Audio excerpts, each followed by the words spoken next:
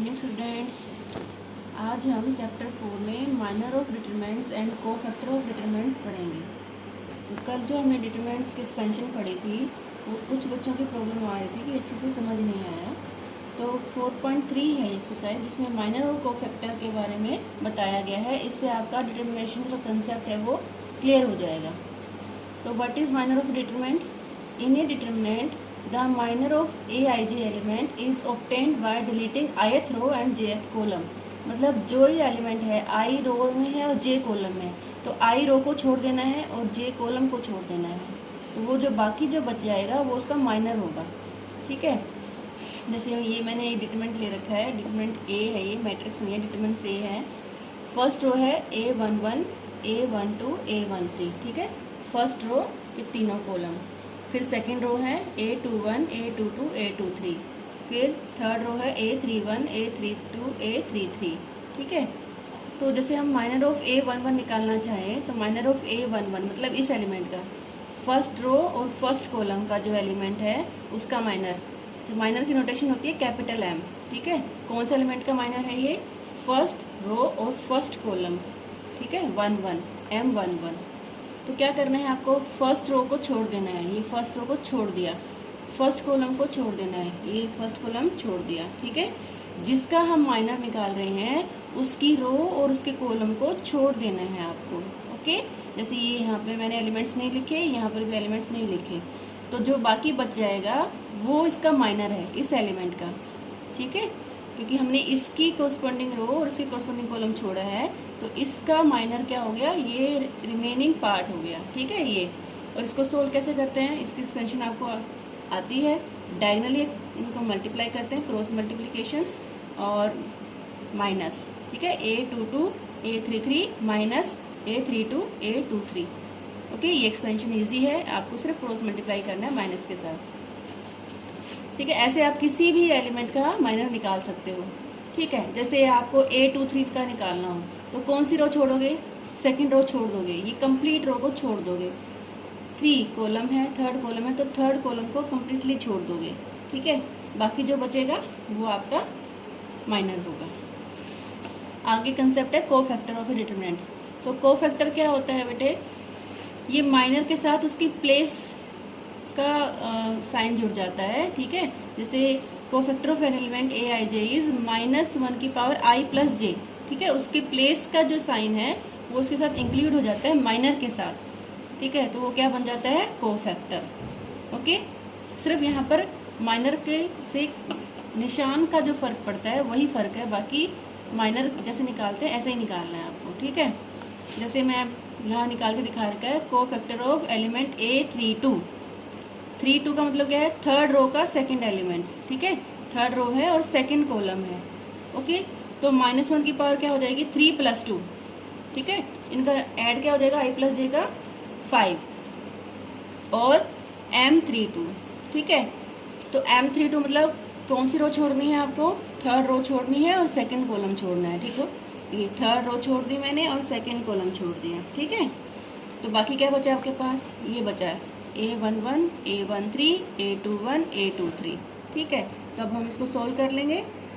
तो -1 की पावर 5 है, तो ये तो हो जाएगा आपका माइनस। ठीक है, और जो बाकी एलिमेंट्स बचे थे उसको हम क्रॉस मल्टीप्लाई कर लेंगे माइनस के साथ। तो a11 a23 minus a21 a13। Okay, तो ये आपका आ गया कोफैक्टर। क्लियर हो गया? माइनर में क्या करना है? जिस एलिमेंट का आप माइनर निकाल रहे हो उसकी रो और उसका कॉलम को छोड़कर जो बाकी बचता है उसको क्रॉस मल्टीप्लाई करना है। ओके, और कोफैक्टर में क्या करना है? उसके प्लेस का सिंबल भी लगा देना है कि वो माइनस आएगा या प्लस आएगा। ठीक है, तो मैंने कल भी बताया था, ये जो प्लेस होते हैं ये फर्स्ट प्लेस पॉजिटिव आता है, ये नेगेटिव आता है हमेशा, ये पॉजिटिव आता है, ये नेगेटिव, ये पॉजिटिव, ये नेगेटिव, ये फिर पॉजिटिव नेगेटिव पॉजिटिव, ये प्लेस ऐसे आते हैं। ठीक है, क्योंकि यहाँ पर i और j का ऐड इवन हो जाएगा, यहाँ पर i और j की एडिशन ओड हो जाएगी। ठीक है, तो जैसे यहाँ पर ओड बनी आपकी 3 + 2 5 बन गया ना, तो ये क्या रहेगा? माइनस रहेगा। ठीक है, तो ये ऐसे आते हैं, एक अल्टरनेट, एक पॉजिटिव एक नेगेटिव, एक पॉजिटिव एक नेगेटिव। ओके, तो इसी पे बेस्ड है एक्सरसाइज 4.4। आपको माइनर और कोफैक्टर निकालने हैं। जैसे ये डिटरमिनेंट दे रखा है आपको, ठीक है, 2 0 -4 3, ठीक है। तो इसमें क्या निकालना है, सबके माइनर निकालने हैं। माइनर ऑफ एलिमेंट A11, इस फर्स्ट का एलिमेंट निकालेंगे। तो ये फर्स्ट रो फर्स्ट कॉलम है, तो फर्स्ट रो को छोड़ देंगे, फर्स्ट कॉलम को छोड़ देंगे, तो क्या बचा, ओनली 3 बचा। तो इसका माइनर क्या है, 3। ओके, अब जैसे आपको इसका निकालना है, फर्स्ट रो सेकंड कॉलम, तो क्या छोड़ेंगे आप, फर्स्ट रो छोड़ देंगे, सेकंड कॉलम छोड़ देंगे। 1 2, फर्स्ट रो छोड़ देंगे, सेकंड कॉलम छोड़ देंगे, क्या बचा, 0। तो इसका माइनर क्या है, 0। ऐसे हम सारे निकाल लेंगे, ठीक है। तो ये तो माइनर हमारे निकल गए। जब हमें कोफैक्टर निकालना है तो क्या करना है, सिर्फ इसके साथ इसका साइन जोड़ देना है आपको, ठीक है। जैसे 1 की पावर कितनी हो जाएगी, 1 + 1 2, -1 की पावर होगी यहाँ पर 2। जो इवन है तो ये पॉजिटिव एज इट इज़ रहेगा। फिर क्या है, इस प्लेस का निकालना है आपको, इस प्लेस का। ये कौन सा प्लेस है, A12। तो -1 की पावर कितनी हो जाएगी, 1 + 2 3। ये ओड हो गई, ओड मतलब यहाँ पर नेगेटिव हो जाएगी, ठीक है, नेगेटिव हो जाएगी। लेकिन इसका माइनर 0 है इस प्लेस का, तो ये सारा ये 0 हो गया। अगला प्लेस कौन सा है, A21, second column first, second row first column. 21 का मतलब सेकंड रो फर्स्ट कॉलम। तो -1 की पावर क्या हो गई, 2 + 1 3। तो ये ओड हो गया, तो ये भी क्या रहेगा, नेगेटिव। और M21 क्या होता है, क्या निकाला था हमने, -4। तो ये भी माइनस, ये भी माइनस, तो प्लस आ जाएगा आंसर +4। ओके, तो इसमें सिर्फ क्या करना है आपको, कोफैक्टर में माइनर के साथ सिंबल माइनस है या प्लस है वो और आपको मल्टीप्लाई कर देना है। ओके, अब जैसे लास्ट एलिमेंट कौन सा है, A22, -1 की पावर कितनी हो गई, 4, पॉजिटिव हो गया ये। तो M22 की वैल्यू हमने कितनी निकाली है, 2। तो इसका आंसर 2। ओके, तो आप देखेंगे तो जहाँ पर एडिशन जो है इवन बन रहा है तो कोफैक्टर और माइनर सेम आएगा आपका, ठीक है। जहाँ एडिशन नेगेटिव बन रहा है, ओड बन रहा है, 2 + 1 3। जहाँ पर आई और जे का एडिशन ओड बन रहा है वहाँ पर आपका सिंबल चेंज आएगा, ठीक है। माइनर अगर माइनर जो माइनस में आया है तो ये प्लस में आएगा। ओके, अगर ये प्लस में है तो वो माइनस में आएगा। तो ये थर्ड ऑर्डर का है, इसको भी चेक कर लेते हैं एक बार, माइनर और कोफैक्टर। जैसे हमें M11 निकालना है, ठीक है। तो M11 का मतलब क्या है, फर्स्ट रो फर्स्ट कॉलम को छोड़ देना है। फर्स्ट रो कौन सी हमारी, ये, इसको छोड़ देंगे। सेकंड रो कौन सी है, ये, इसको छोड़ देंगे, ठीक है, इसको छोड़ देंगे और इसको छोड़ देंगे।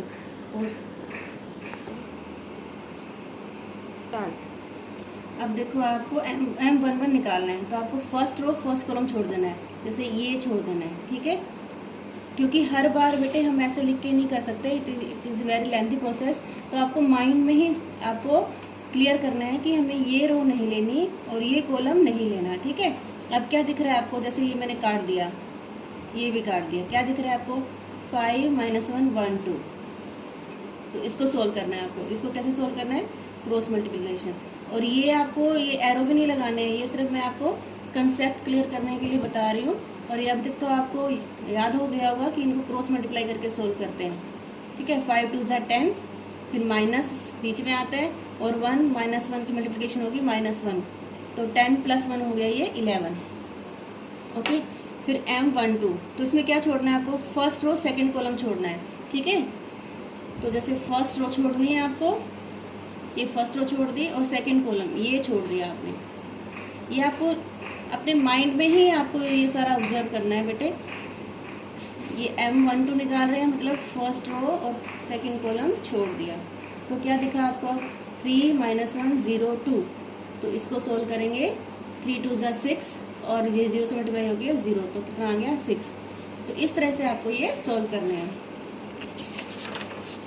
तो ये सारे मैंने निकाल दिए हैं ना, आपको अब इजी लग रहा होगा, कर सकते हो आप। जैसे आप 1 2 3 को देख लेते हैं। 2 3 का मतलब क्या है, सेकंड रो का थर्ड कॉलम, ठीक है। सेकंड रो छोड़नी है, थर्ड कॉलम छोड़ना है। सेकंड रो छोड़ दी, थर्ड कॉलम छोड़ दिया, ठीक है। तो अब क्या दिखा, 1 0 0 1। तो इसका क्या है, 1 0 0 1, क्रॉस मल्टीप्लाई करके आ गया 1 -0, तो 1 आ गया आंसर, ठीक है। अब मान लो मैं ये निकाल रही हूँ 3 1। 3 1 का मतलब क्या है, थर्ड रो फर्स्ट कॉलम छोड़ दिया। अब आपको क्या छोड़ना है, थर्ड रो छोड़ना है और फर्स्ट कॉलम छोड़ना है, इसको छोड़ दिया, ठीक है। तो क्या दिखा 0 4 5 -1, 0 4 5 -1 सॉल्व करेंगे, ये 0 होगी मल्टीप्लिकेशन, ये होगी -20, ठीक है, तो -20 आंसर आ गया। ओके, तो ये सारे माइनर निकाल लिए। और कोफैक्टर क्या है, कोफैक्टर इजी है, बस आपको -1 की पावर, जैसे 1 + 1 2 है, इवन हो गया ना, तो ये सेम आंसर आएगा। इसका आंसर 11 था, तो कोफैक्टर भी इसका 11 आएगा। अच्छा, कोफैक्टर को हम कैपिटल ए से डिनोट करते हैं, कैपिटल ए, और ये प्लेस होता है 1 1 मतलब first row first L column. Okay, जैसे आपको A12 निकालना है, तो मतलब फर्स्ट रो सेकंड कॉलम, तो -1 की पावर कितनी होगी 3 हो गई, 1 + 2 कितना हो गया 3, तो ये नेगेटिव रहेगी, ठीक है, तो यहाँ पर कितना आ जाएगा -6 आ जाएगा। ओके, तो ऐसे आप सारे निकाल सकते हैं, है ना। अब देखो आप ये वाला एलिमेंट देखो, A21 -1 की पावर कितनी है 2 + 3, 2 + 1 3 हो गया ना, तो कितना है ये नेगेटिव।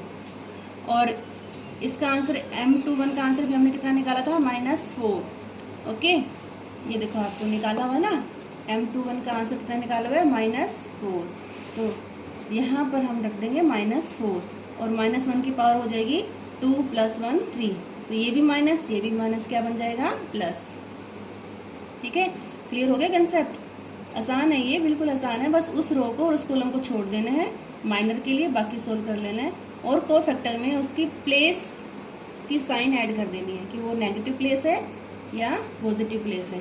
और प्लेस कैसे निकालनी है, ये जो रो और कॉलम है इनको ऐड करके -1 की पावर बनानी है आपको। ओके, अब देखो, अब डिटरमिनेंट जो हमने कल किया था ना, उसको कैसे निकालते हैं। जैसे ये डिटरमिनेंट है, ये फर्स्ट रो है A11 A12 A13, ये सेकंड रो है A21 A22 A23, third row A31 A32 A33। तो जो डिटरमिनेंट होता है वो क्या होता है कि उस रो के एलिमेंट्स को उसके कोफैक्टर से मल्टीप्लाई करते हैं। ठीक है, जैसे मैंने फर्स्ट रो से लिख के दिखाया, फर्स्ट रो कौन सी है, ये पूरी फर्स्ट रो है ना। तो A11 को इसके कोफैक्टर से मल्टीप्लाई करेंगे, किससे मल्टीप्लाई करेंगे A11 से, और A11 निकालना आपने सीख लिया है ना। फिर अगला एलिमेंट कौन सा है A12 को इसके कोफैक्टर से मल्टीप्लाई करेंगे, कैपिटल A12। फिर अगला एलिमेंट कौन सा है A13 को इसके कोफैक्टर से मल्टीप्लाई करेंगे। ठीक है, तो जिस रो को आप उसके कोफैक्टर से मल्टीप्लाई करके ऐड कर दोगे तो ये पूरा डिटरमिनेंट एक सिंगल वैल्यू में कन्वर्ट हो जाएगा, और उसको हम क्या बोलते हैं, डिटरमिनेंट। ठीक है, ऐसे सेकंड रो से भी आप कर सकते हो। सेकंड रो के एलिमेंट लेने पड़ेंगे आपको। सेकंड रो ये है आपकी कंप्लीट सेकंड रो। ठीक है, सेकंड रो अब कौन सी हो गई आपकी, ये वाली। ओके, तो इन एलिमेंट्स को, इन तीनों एलिमेंट्स को इनके कोफैक्टर से मल्टीप्लाई करना है। A21 को इसके कोफैक्टर से मल्टीप्लाई कर दिया, कैपिटल A21। A22 को इसके कोफैक्टर से मल्टीप्लाई कर दिया, और A23 को इसके कोफैक्टर से मल्टीप्लाई कर दिया। ठीक है, तो कोफैक्टर में क्या होता है, अगर हम इसको माइनर में चेंज करें तो क्या होगा, कोफैक्टर किसके बराबर होता है, -1 की पावर ऐड ऑफ I और J का एडिशन, और माइनर A21 M21। नेक्स्ट ऐसे ही, तो A22 एलिमेंट सेम है, तो ये जो है आपका, ये क्या है, कोफैक्टर। इसको माइनर में बदलना हो तो ये आ जाएगा आपका। ठीक है, -1 की पावर हो जाएगी 2 + 2 4, और M22 आ जाएगा। ओके, ऐसे ही आपका A23 का भी कर सकते हो, A23 -1 की पावर 2 + 3 और M23। ठीक है, तो जनरली हम ऐसे ही करते हैं, माइनस को हम अलग रखते हैं और एलिमेंट्स को उसके माइनर से मल्टीप्लाई कर देते हैं। ठीक है, तो ऐसे मैंने सबसे एक्सपेंड करके दिखा रखा है कि किसको किससे मल्टीप्लाई करना है। वेरी सिंपल है, जैसे आप फर्स्ट कॉलम को कर रहे हो, तो फर्स्ट कॉलम कौन सा है आपका, फर्स्ट कॉलम आपका ये वाला है ना, ये फर्स्ट कॉलम है आपका। तो इस पूरे कॉलम के एलिमेंट्स को इनके कोफैक्टर से मल्टीप्लाई कर देंगे। ठीक है, जैसे ये आपका फर्स्ट कॉलम में कौन कौन सा एलिमेंट है, A11 को किससे मल्टीप्लाई कर दिया, कैपिटल A11 से। फिर अगला एलिमेंट है A21 को उसके कोफैक्टर से मल्टीप्लाई कर दिया। फिर अगला एलिमेंट है A31, उसको उसके कोफैक्टर से मल्टीप्लाई कर दिया। ठीक है, तो ये देखो, आप किसी भी रो से और किसी भी कॉलम से आप उसको एक्सपेंड करोगे, the value will be same. ठीक है, क्योंकि डिटरमिनेंट जो होता है यूनिक होता है। ओके, तो एक क्वेश्चन मैंने यहाँ करके दिखाया है, एक्सरसाइज का 4th question. Using factor elements of third column evaluate the determinant. ठीक है, कौन सा कॉलम हमें यूज़ करना है? Third column. डिटरमिनेंट क्या दे रखे हैं आपको? 1xyz, 1yzx, 1zxy। तो थर्ड कॉलम कौन सा है हमारे पास? ये वाला है। ठीक है, ये वाला थर्ड कॉलम है। ये थर्ड कॉलम है ना आपके पास। तो फर्स्ट एलिमेंट कौन सा है इसका? yz। तो yz ले लिया हमने। ठीक है, तो इसकी प्लेस कौन सी है? First row third column. ठीक है, और वैसे आप ये याद रखना चाहो तो ये भी याद रख सकते हो, है ना, क्योंकि बार बार आपको प्लस माइनस नहीं करके देखना पड़ेगा। आई और जे को आपको ये याद हो जाएगा कि ये प्लस का प्लेस होता है। ठीक है, ये जो प्लेस है प्लस माइनस प्लस, तो यहाँ पर क्या आएगा? प्लस। तो आप ऑलरेडी यहाँ पे प्लस लिख सकते हो। ओके, तो एलिमेंट कौन सा है? yz। तो आपको क्या छोड़ना है? आपको इसकी जिस रो में ये है वो छोड़ देना है, जिस कॉलम में ये है वो छोड़ देना है। ठीक है, इसकी रो और इसका कॉलम छोड़ देना है। बाकी क्या दिखा आपको? 1y 1z। ठीक है, तो इसको सोल्व करना है आपको। z को 1 से मल्टीप्लाई कर दिया और y को 1 से मल्टीप्लाई कर दिया, ये आ गया। ठीक है, ऐसे फिर नेक्स्ट एलिमेंट ले लेंगे। नेक्स्ट एलिमेंट कौन सा है आपके पास? नेक्स्ट एलिमेंट है आपका zx। ठीक है, क्योंकि हम कॉलम 3 ले रहे हैं तो इसी के सारे एलिमेंट लेंगे। zx। अब zx का प्लेस कौन सा है? नेगेटिव, तो नेगेटिव आ जाएगा, क्योंकि -1 की पावर 5 बन रही हो तो नेगेटिव आएगा। तो एलिमेंट हो गया zx। अब क्या करना है आपको? इसकी रो और इसका कॉलम छोड़ देना है। ओके, ये माइंड में छोड़ना है आपको। आपको सिंबल, निशान, कट कुछ नहीं लगाना है आपको। इस तरफ आपको माइंड में करना है कि इसको छोड़ देना है आपको। क्या दिख रहा है आपको? 1 × z और -1 × x। हो गया सोल्यूशन। उसके बाद आ गया एलिमेंट xy। ठीक है, इसका प्लेस पॉजिटिव होता है, -1 की पावर 6 बनेगी, क्योंकि यहाँ थर्ड रो थर्ड कॉलम है। एलिमेंट कौन सा है? xy। अब आपको इसका कॉलम और इसकी रो छोड़नी है। इसकी रो कौन सी है? थर्ड। इसका कॉलम कौन सा है? थर्ड। छोड़ दिया। अब क्या दिखा? 1x 1y। अब क्रॉस मल्टीप्लाई कर लेंगे, y माइनस x। ठीक है, तो ये हमारा आ गया, ये प्लस है place, yz, z minus y, ये हमारा माइनस आएगा। ठीक है, minus zx, z minus x, ये हमारा प्लस हो जाएगा xy, y माइनस x। ठीक है, जब आप प्रैक्टिस करोगे ना तो आपको ये स्टेप लिखना नहीं पड़ेगा, आप ओरली डायरेक्ट ये स्टेप लिख सकते हैं, है ना। बस, तो इसका जो आंसर है वो थोड़ा सा सोल्व करने के बाद आया है। बाकी ये डिटरमिनेंट तो आपका एक्सपेंड हो गया है। ओके, लेकिन जो आंसर है पीछे तो मैच करना हो तो आपको थोड़ा सा सोल्व करना पड़ेगा। इन सभी ब्रैकेट्स को मल्टीप्लाई कर दिया। ठीक है, ये हो जाएगा yz², ये हो जाएगा -y²z, ये हो जाएगा z²x, ये हो जाएगा ++ zx², ये हो जाएगा yxy², ये हो जाएगा -x²y। ठीक है, तो क्या करना है आपको ये वाला एलिमेंट कंबाइन करना है जिसमें x है, एक वाला, और ये z² प्लस xy², और ये वाले जिसमें x² है, इनको कंबाइन कर दिया एक साथ।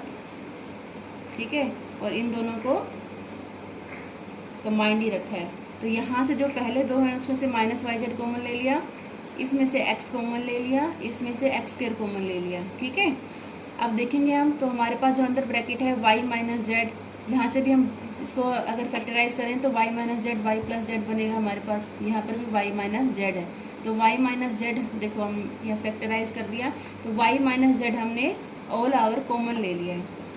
ठीक है, कॉमन लेने के बाद यहाँ क्या बचा? -yz। यहाँ क्या बचेगा? एक तो x बचेगा और एक y प्लस जेड बचेगा। ठीक है, ये बचेगा, एक x और एक y प्लस जेड बचेगा, क्योंकि y माइनस जेड तो बाहर आ चुका है। यहाँ क्या बचेगा? -x² बचेगा। ठीक है, तो इनको मल्टीप्लाई कर लिया xy और xz। ओके, अब इनको भी ऐसे आपको करना है ताकि आपका x माइनस y फिर से फैक्टराइज में कॉमन आ जाए। ठीक है, इनको अरेंज करना है आपको। ठीक है, यहाँ से क्या कॉमन आ जाएगा आपका? यहाँ से तो आपका x कॉमन आ जाएगा, यहाँ से x और इसमें से आपका x कॉमन आ जाएगा, -x कॉमन ले लिया, और यहाँ से आपका जेड कॉमन ले लिया, ठीक है। इन दोनों में से क्या कॉमन ले लिया, -x, और इन दोनों में से क्या कॉमन ले लिया, जेड। तो फिर से x माइनस वाई आपका कॉमन आ जाएगा, x माइनस वाई कॉमन आ गया, क्या बचा, जेड माइनस एक्स। तो 3 फैक्टर हो गए इसके, y minus X, Y minus Z और जेड माइनस एक्स, ठीक है। ये आप जब खुद करोगे ना तो आप इजीली कर पाओगे, बस थोड़ा सा अरेंजमेंट है इसमें, वो आप आराम से कर सकते हैं।